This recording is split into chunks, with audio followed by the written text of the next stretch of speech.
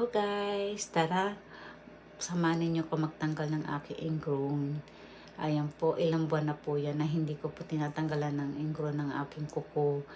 Sinasadya ko po talaga siyang hindi tanggalin mga ilang buwan po.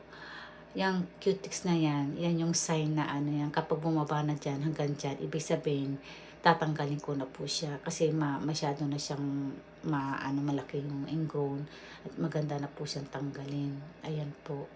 Dati po kasi akong nag-oopera ng mga kuko dyan sa Pilipinas. Dati akong may parlor. Yung buntis nga dyan, minsan namaga nangamatis ng kanyang paa. Nagpasalamat siya sa akin dahil ako lang yung nakatanggal ng kanyang ingrown. Grabe po yung kanyang paa na magang-maga na nangamatis na. Naawa naman ako kasi buntis po siya. Kaya ayan po. Ayan, yung ingrown na yung natanggal na yan. Ang sarap po, diba? Pag natatanggal.